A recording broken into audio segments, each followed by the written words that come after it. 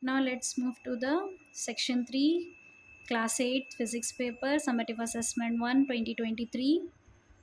So the section 3 consists of 4 questions with internal choice A or B. You can attempt either A or B from the question 14th, and each question carries or this each question is of 4 marks. 4 questions, 4 marks. Total 4 fours are 16.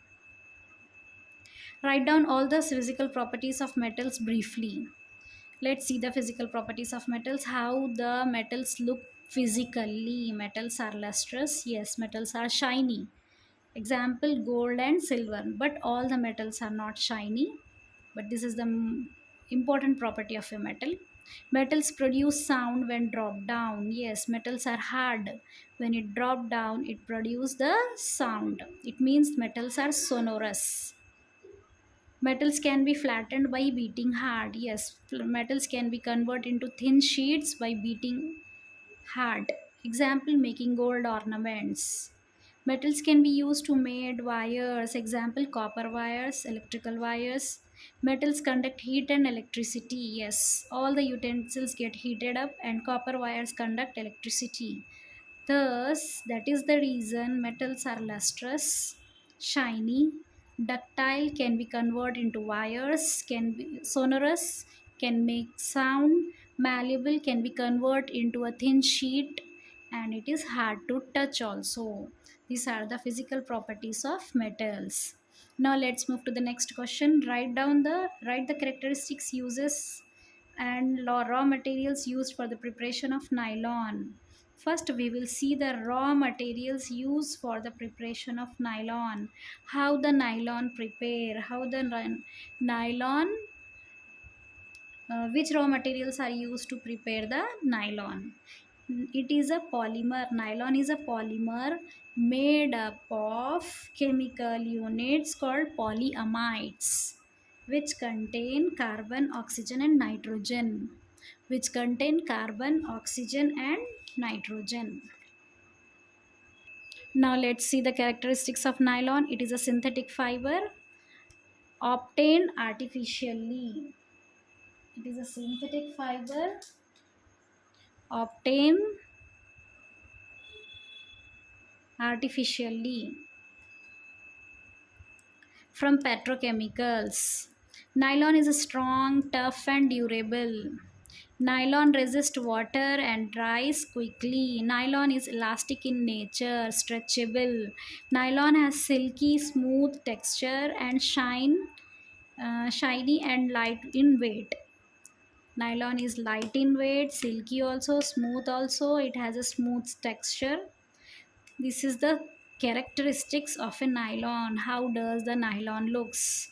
So nylon is resistant to water also.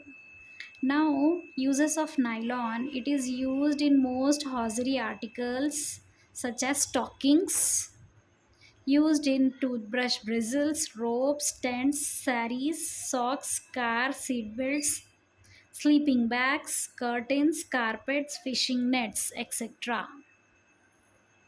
So these are the uses of nylon. You may observe the nylon in your day-to-day life in socks, ropes, toothbrush bristles, seat belts.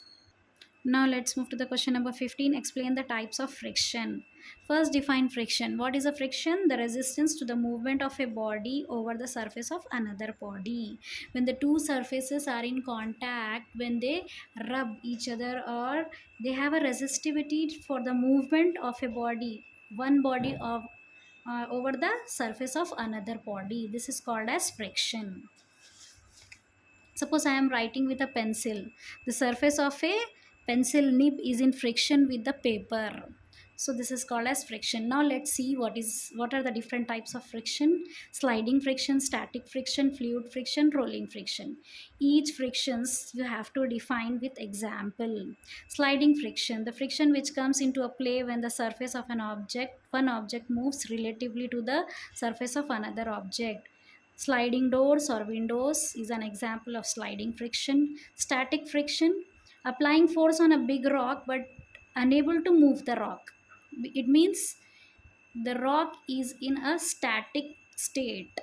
So that's why this type of friction is called as static friction. Now let's see the next, a rolling friction, when one body rolls over the surface of another body.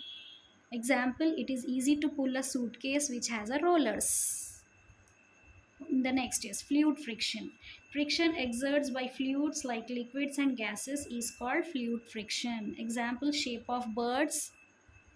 The friction you will observe in a liquids and gases. When the bird starts moving up in the sky, their wings creates a friction with the air. That type of friction is called as fluid friction, or the friction this type of friction is called as you may observe in liquids and gases. Now let's see the question number 15th B. Explain the factors that change in effect of force. The factors that change in effect of force are the amount of force applied, and the second one is the area on which the force is applied. Just now in your last section you have observed how the sharp knife work. The sharper edge of a knife exerts more pressure, whereas the blunt side exerts less pressure. So the same, the smaller the area, the force applied on the greater the effect will be. So the sharper edge have a smaller area, but the pressure and the force will be applied force will be greater. So this type of effect of force factors you have to write in this answer. Now let's move to the question number 16. Sound does not travel if there is no medium. If there is no medium means there is no air, there is no liquid, there is no solid. No medium, what are the three types of medium? No air, no liquid, no solid. In the absence of air, in the absence of any medium, how the sound travels? Does the sound travels? No, sound does not travel in a vacuum. What is a vacuum? No medium. So what is the aim of the activity? You have to write first, to prove that sound does not travel in vacuum. So materials required, glass tumbler and a cell phone. These are the two things we required. Now let's start the procedure. Take a glass tumbler, make sure it is dry. Keep a cell phone in it vertically. You have to take a glass tumbler. In that glass tumbler, you have to take your mobile phone. You have to keep the mobile phone vertically.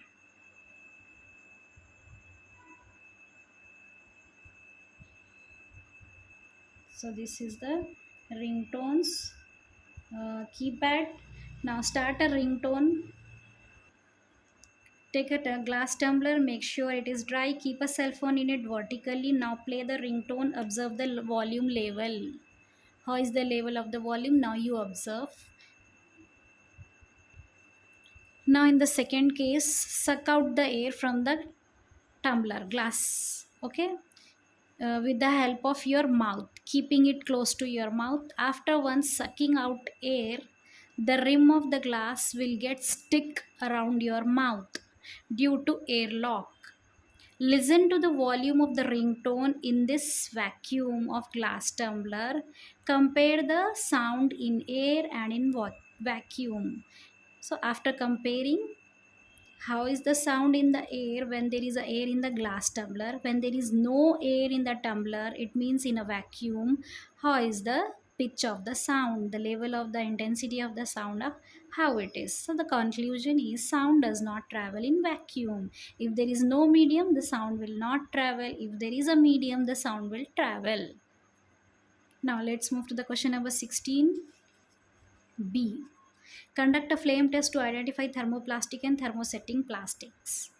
Thermoplastics and the thermosetting plastics are the two types of plastics. How to identify if a given material is given to you and how will you identify it? By a flame test. So aim, identify the thermoplastics and the thermosetting plastics by flame test. So every experiment have three side headings, four side headings. One is aim, one is the material required. Don't forget to underline the side headings. So the aim, you know very well what is your aim: identifying the thermoplastics and thermosetting plastics by flame test.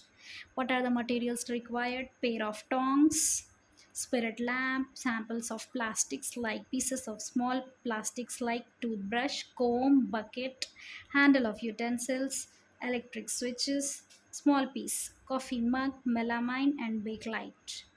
These are the different types of pieces of plastics you have to collect and keep it ready for a flame test. So let's see the procedure. Take a small each piece of plastics like and burn it in the spirit lamp flame. Record your observation. This is the fourth side heading. Procedure is this.